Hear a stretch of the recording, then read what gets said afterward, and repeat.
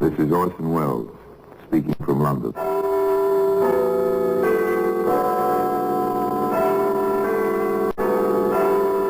The Black Museum. Here in the grim stone structure on the Thames, which houses Scotland Yard, is a warehouse of homicide. A warehouse where a parchment lampshade, an automobile tire, a canvas tarpaulin, an umbrella, all are touched by murder.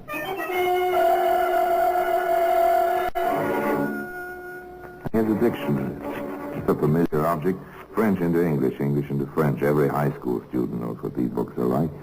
Word here, phrase there, merci, thank you, merci. And of course, a use common to most young men in countries not their own. Je t'aime. Je t'aime.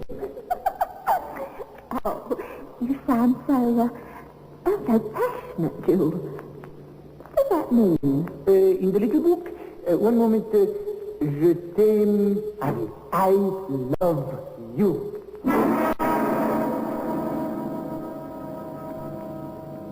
Well, today the dictionary can be seen in the Black Museum.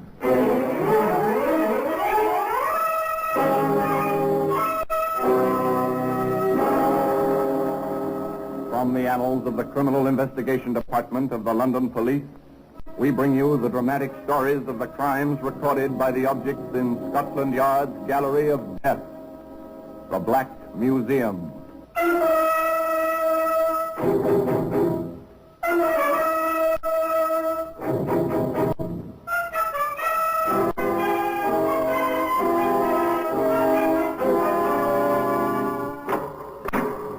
Here we are in the Black Museum. Scotland Yard Museum of Murder. Not a very pleasant place, but it's interesting. And here lies death. The people who conceived this place must have wished to raise a memorial for death. And here, collected under one roof, are the mementos of the murder from over 100 years. These are darts, a feathered dart, made for pleasure, for laughter and friendly terror. This tiny metal tip was dipped in cyanide. A twist of a wrist, flick of an elbow, the dartboard missed. The spectator was scratched. It was an accident. An accident? No, it was murder. Ah, here we are, the dictionary. You want the English for a French word? Here it is, or the French for a word in English. It's here also. Nice idea. All in one book. Great convenience. Particularly for Jules Gamache, who had a bit of trouble expressing himself to Betty Brown on the beach in southern France. One warm and sunny afternoon. Je t'aime.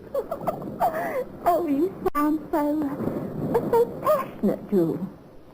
What's that mean? In the little book, one moment, je t'aime, oui, I love you. Right, Jules. And me, a married woman? There it was. Love out of the dictionary in the summer in southern France. Of course, this was in 1923. That date's important simply because radio and broadcasting were just beginning. And Jules Gamache was something of an electrical engineer. In fact, he was the only man in a little French seaside town who was able to bring music out of the air. Le galène, le...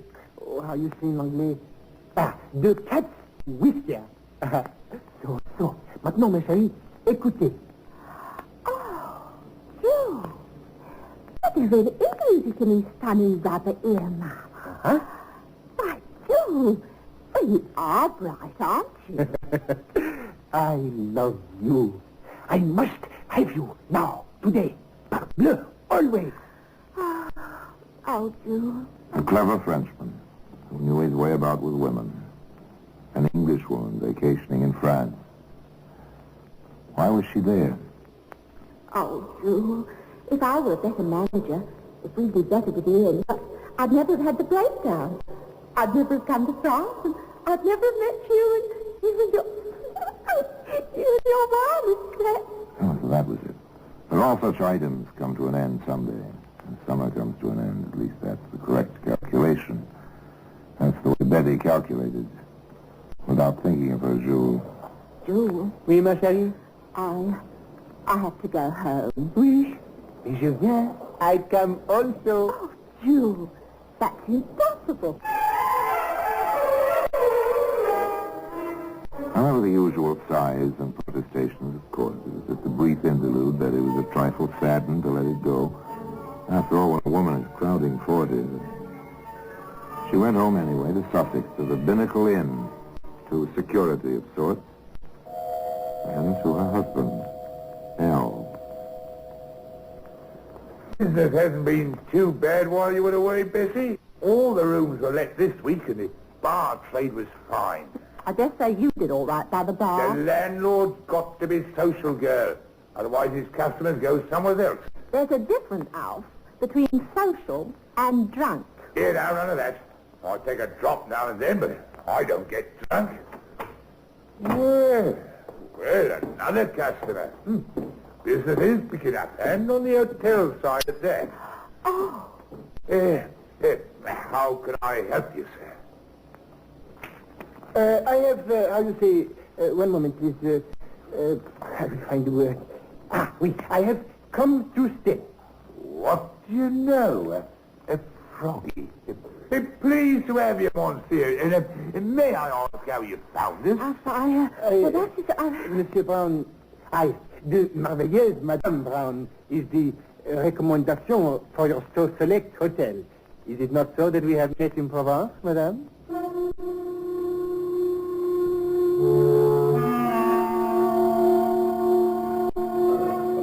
The little Frenchman must have been mad. Mad with love. Or just a little touched in the head. In any case, he'd come just as he said, to stay. As he explained it to Al Brown. I am, how you say, an inventor. I have much great ideas. Yes, sure, Gamma, sure. But do you make any money? To make money? Je ne comprends pas. Money, shillings, francs. Oui, beaucoup d'argent. Oh, right now I wait from Canada. Much money. And what do you invent to get all this beaucoup money? The wireless. I am in the wireless, very much interested. Well, Monsieur, if you can get music out of the air, maybe you can get some money out of the same place to pay what you owe us. Huh? You've been here a month now, and we haven't seen a shilling on your board bill. Board bill? Comment? There was another conversation shortly thereafter on the same subject, if not exactly on the same light level. Look, Betty, he's your friend. We've got to have some money. How can I ask him for money, even if he is our friend? Yours, not mine.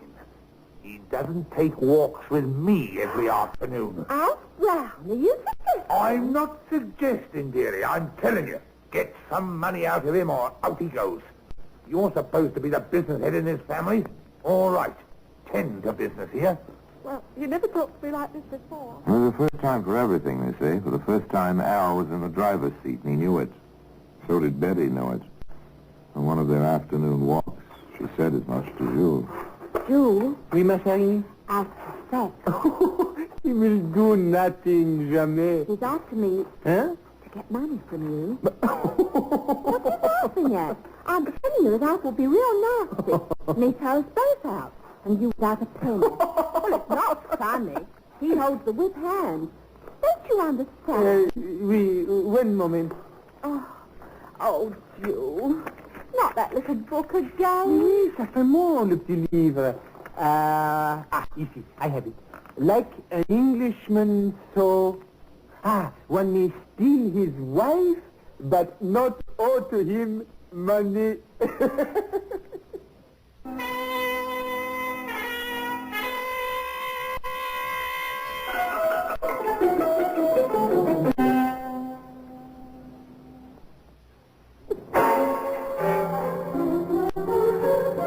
Jules was self-confident, to say the least.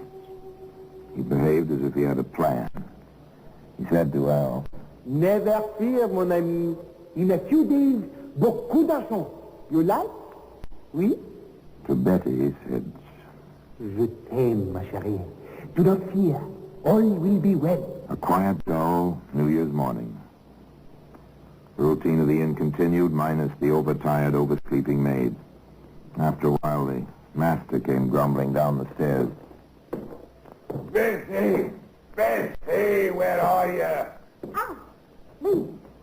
I think Mr. Gamache is dead. Well, let him go to his room, then. Pardon, monsieur? Into my chambre you wish for me to go? Oui? Oh, no need for that. In your house. Oh, so long as he's awake, I don't care, one way or another. Where's my salt? You know I can't start a day without my salt. I know, dear. They're where you'd expect them to be, on the mantel shelf, in their regular place. Oh, yes, I forgot. If I may disturb you, monsieur... Oh, but of course. The chair before the fire. Very nice, oui? Très charmant. When it is so very cold outside. Oh, thanks. Bessie, that glass is here. Where's a tablespoon and some water? Oh, I'll get them for you. Just a moment, dear. Jules Gamache stood in the bay window and watched the little domestic scene. Occasionally he riffled through his ever-present dictionary as if for a word to describe the events he was watching. Such inconsequential little events. Betty came trotting back from the kitchen with a tablespoon and a pitcher of water. She put them on the table alongside of salt and glass. Hal measured his own dosage, poured it into the glass. Then he poured in the water. Almost mockingly, he raised his glass as if in a toast to the Frenchman standing nearby. Then down the contents of the glass. Oh, those salts taste bitter this morning. Yeah, they are never sweet, no? Nothing sweet about them. Then why complain, dear? You had more to drink than usual last night, so the salts taste more bitter than usual. 1 hour later. Betty, get some help. Oh, it's the cramps. Oh, I can't stand it. It's awful. Oh, Joe, get a doctor. Call the cook. Do something. I will try. My English, it is not good, no, but I will try. Oh, my feet, they itch. Oh, they're driving me crazy. The pain, and the itching. Oh. Shortly thereafter, Alfie Brown was quite dead.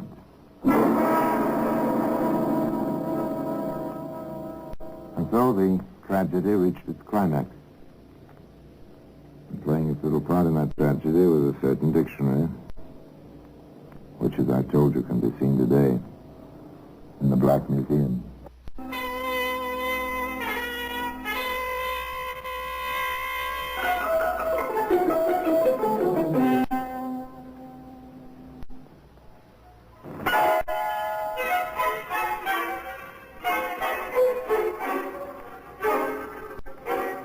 Dr. Westcott, the local physician, was called at once, but far too late. Alf Brown was past help. The doctor listened gravely to the story as Betty told it to him, while Jules stood by, the very picture of solicitude. Oh, he went so quick, Doctor. And it's such agony. Cramps, groans, and he said the strangest thing. What was that, Mrs. Brown? Well, he cried out that his feet were itching. It was almost the last thing he said. Is that right, Mr. Mills? Oui, monsieur le docteur, ça avait raison. Well, if you say so, it's an interesting symptom. Peculiar one, particular poison. Though how this household will come by it, I haven't the slightest idea. Poison? But, Doctor, it was his salts. Although he did complain that they tasted more bitter than usual. Anything else, Mrs. Brown? No, nothing else. Oh, I'm so upset, confused. But what poison? How? Itching feet, bitter taste, great pain, or do they all point to strychnine? But of course we won't be able to know for certain until there's been a post-mortem. Oh, Doctor, why? Why, I can't sign a certificate under these circumstances. I have to notify the coroner and the police. Oh, Now, I think our next precaution is for you to give me the bottle, the spoon, and the glass into my charge. Where are they? Oh, well, I don't quite... Do you, Mr. Gamache, do you remember? Je ne sais pas, madame. Je ne comprends pas. Oh, come, Mrs. Brown. Now, pull yourself together. You want to catch the party who poisoned your husband, don't you? Perhaps there was a better question than Dr. Westcott realized. It was pure rhetoric at that moment, as far as he was concerned. Of course, the widow wanted to catch the murderer. Still took a bit of concentrated prodding of Betty's memory until she said, I know now, Doctor. I put them in the drawer of the kitchen table when I left Alfred for a moment to fetch some tea and soda. I thought it might help. They found the bottle and the glass and the spoon in the kitchen table drawer. The doctor looked at them closely. Someone's washed these thoroughly. There are still traces of water in the bottle and the glass. Mrs. Brown, I'm going to the police at once. And Dr. Westcott went to the local police. The local police went to Scotland Yard. Betty Brown went to Jules Gamache. You did it, Jules. I don't know how, but you did it. Moi? Ma chérie, ma foi, impossible. You did.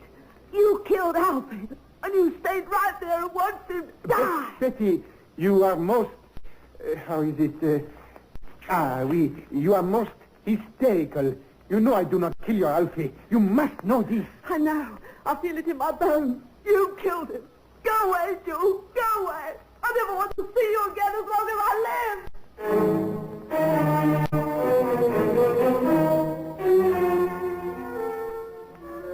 Sadly, as if overwhelmed by the unpredictability of women, Jules Gamache packed his things and left the binnacle inn. But he didn't go far. Just to the next village and the next inn, where he waited and watched. Waited to hear from his beloved, now widowed, his Betty. Waited for developments in the case which the coroner's jury had labeled death at the hands of person or persons unknown. The developments were not long in coming. My name is West, Mrs. Brown, Inspector West, Scotland Yard. And my credentials. Yes, sir. I have a few questions, particularly concerning the disposal of the poison. I'll try to answer them, Inspector. Do you know who washed out the bottle and glass? No, I'm afraid I don't. I left them in the kitchen. We were all so upset by poor Alfred's suffering. We were rather hysterical, I'm afraid. I understand. No idea on that. I see. Tell me, Mrs. Brown, have you ever used any kind of weed killer in the garden of this inn? No, sir. Not that I know of. Poison for rodents, rats, mice, and so on? No, sir. We've never been troubled by such. Have you any idea who might have wanted to kill your husband, Mrs. Brown? No, I haven't. Thank you very much, Mrs. Brown. If I could... The inspector left the front of the house, so to speak, and visited below stairs. He had a nice talk with the cook over a cup of tea. Mrs. Davis, did you wash out the salts bottle? No, why should I? I've got enough work. And that was New Year's Day. The maid didn't come in. I had to clean up, too. Pity, not much of a New Year in this house. Did you notice the bottle at all? Well, I remember saying to Mrs. Brown that there wasn't much more than a tablespoon left in it. And perhaps she better order another bottle in case Mr. Brown was getting mad if he had none. Now, this is important, Mrs. Davis. Can you place anyone at all in this kitchen between the time Mrs. Brown brought the bottle in here and the time Dr. Westcott took it away? No one but the Frenchman, sir. Mr. Gamache. I seem to remember, sir. I wouldn't want to get him in no trouble unless he deserved it. But he did come in here and jabber at me. And then he used his little book. Little book? He's got a dictionary. Looks up the French and finds the English. Right comical he is sometimes. I see. Then he looked in his dictionary. And he said bottle. He said something else. I didn't pay much attention. I just pointed at the kitchen drawer. Did he take the bottle out of the drawer? I wouldn't know, sir. For all I know, he just wanted to be sure it was in a safe place. I heard him open and close the drawer, that was all. Then he went out. Did he have a chance to put it back? Lots of chances. I was that busy running in and out. That's too bad. Oh, excellent tea, Mr. Davis. The inspector was never a man to accept loose ends. He ran all his leads to Earth. This is the approach which brought him finally to where Jules Gamache was staying. Do you accuse me, Inspector? Merely asking routine questions, Mr. Gamache. Did you have any reason to dislike or resent Mr. Brown? None. No, but of course not.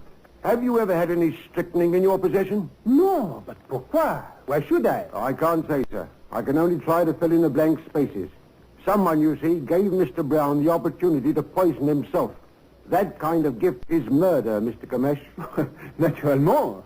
I'm afraid I must ask you to remain in England, sir, until the case is closed. But for me, this will be a pleasure.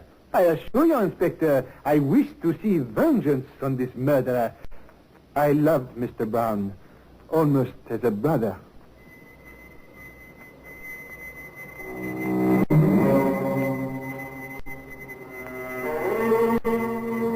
So there it was, a smooth, blank wall for Scotland Yard to face and search for some crack somewhere. The interest in the case simmered down. Nothing was happening. Then the newspapers picked up a lead, something so fantastic the men assigned to watch the Binnacle Inn and its neighborhood hardly believed their own ears. It seems that Jules Gamache began to write letters. And to the police.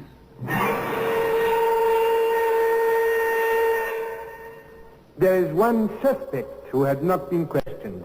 A man long subject to Alfred Brown's whims and temper. The pot washer at the inn, known to me only as Georges. I point the finger of suspicion.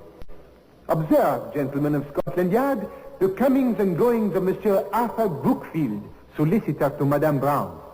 This man is in and out of her residence at all hours. Certainly not all of this can be on business.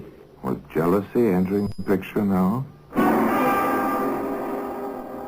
The letters aroused a good deal of attention once they leaked to the newspapers, as such things have a way of doing. Jules Gamache was quite pleased when the reporters swarmed about him and the photographers took his picture. Many times, in many poses. This was fame, at last, for an impoverished inventor living on his wits.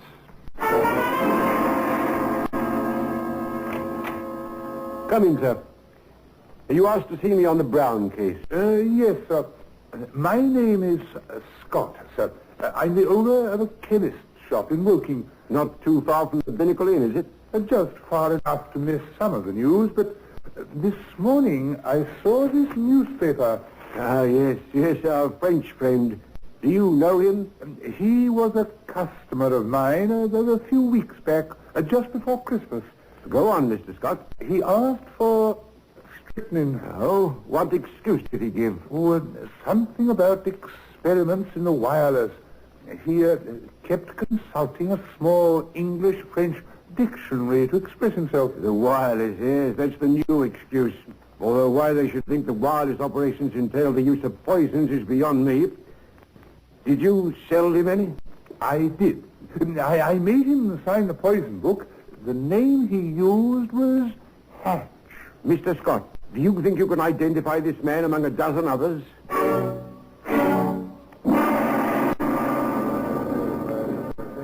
Well, Mr. Scott? That's he, sir. The short fellow with the bright black eyes. Thank you, mister. Monsieur le chemiste. Bonjour, c'est un plaisir. How you say, one moment, please. Oui, ici. It is a pleasure that we meet again. Jules Gamache, I have a warrant for your arrest on a charge of willful murder. I must warn you that anything you may say... Well, that's the story.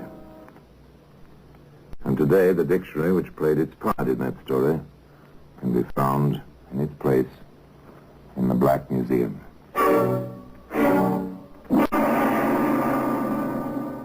Orson Welles will be back with you in just a moment. Truly a strange, impassioned little man, that Jules Gamache. He's half crazy, half sane. You wonder about him. And you know, to add to the dilemma of his personality, here's one last point. While Jules was awaiting execution, he wrote another letter to Inspector West, stating that shortly after the death of Al Brown, he, Jules, saw a woman. Whether the woman was the cook or his beloved Betty, he didn't know. Secrete something behind some loose bricks in the garden wall at the Binnacle Inn. Of course, the police investigated. They found 2 small jugs, one with crystalline strychnine in it, and the other with a solution of the same poison.